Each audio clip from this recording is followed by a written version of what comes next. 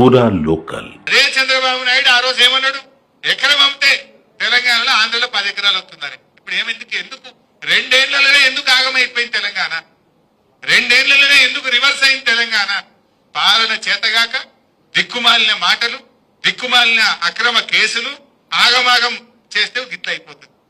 అంటే నాయకుడు కేసీఆర్ అంటే ఎట్లా ఉండో ఇలా ప్రజలకు అర్థమవుతుంది. అందుకే ప్రతి ఒక్కరు కోరుకుంటున్నారు మళ్ళీ కేసీఆర్ ముఖ్యమంత్రి కావాలని కోరుకుంటున్నారు. ఇవన్నీ విషయాలు మీకు తెలియని ఏం కావు. పిల్లల్ని ఎట్లా మోసం చేసిండు, రైతుల్ని ఎట్లా మోసం చేసిండు, మహిళల విషయంలో మీకు బాగా తెలుసు. ఏదంటే బస్సు ఇచ్చిన అంటాడు, ఆ బస్సులో కూర్చుందామంటే కాలు పెడదామంటే జాగలేదు. బస్సుల సంఖ్య తగ్గినాయి బాగా. మహిళలకు ఎన్ని మాటలు చెప్పిండ్రు? ప్రతి మహిళకు నెలకు 2,500 రూపాయలు ఇస్తా అన్నాడా లేదా?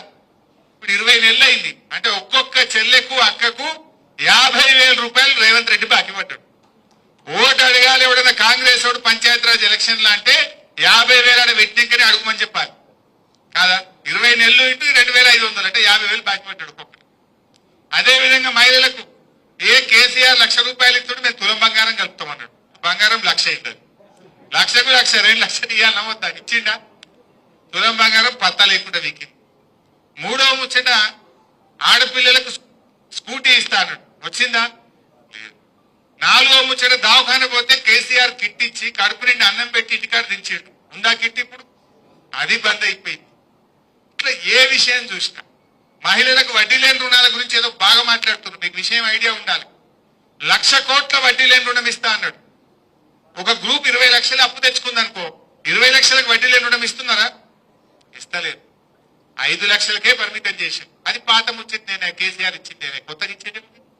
కేసీఆర్ ఉన్నప్పుడు కూడా 5 లక్షల వరకు వడ్డీ లేని రుణం ఉన్నది. మనం ఉన్నప్పుడు కూడా ఒక్కొక్క గ్రూప్ కి 20 లక్షలు 30 లక్షల లోన్లు ఇచ్చినాము. కొత్తగా కాంగ్రెస్ చేసిందేమీ లేదు. నిజంగా నువ్వు 1,00,000 కోట్ల వడ్డీ లేని రుణం అంటే ఆ గ్రూప్ 20 లక్షల లోన్ తీసుకుంటే 20 లక్షలకు వడ్డీ లేని రుణం ఇవ్వాలి. 30 లక్షలు తీసుకుంటే 30 లక్షలకు వడ్డీ లేని రుణం ఇవ్వాలి. కానీ వాళ్ళు ఇస్తున్నది గదే 5 లక్షలకు. 2-3 సార్లు నేను ప్రెస్ మీట్ పెట్టి గట్టిగా దబాయించి అడిగిన రేవంత్ రెడ్డిని, సీతక్కను. నోరిప్పలేరు. నేను అడిగిన ప్రశ్నకు సమాధానం చెప్తలేరు. ఎందుకు? గదే 5 లక్షలు మనం ఇచ్చింది తప్ప కొత్తగా ఇచ్చిందేమీ లేదు. మహిళలందరినీ కూడా మోసం చేసిండ్రు. 2,500 అని మోసం చేసిండ్రు, తులం బంగారం అని మోసం చేసిండ్రు, స్కూటీ అని మోసం చేసిండ్రు, 1,00,000 కోట్ల వడ్డీ లేని రుణమని మోసం చేసిండ్రు. ఈ రకంగా మహిళలందరినీ కూడా అబద్ధాలు చెప్పి మోసం చేస్తా ఉన్నారు. ఈ విషయాలు కూడా మీకు తెలియని ఏం కావు.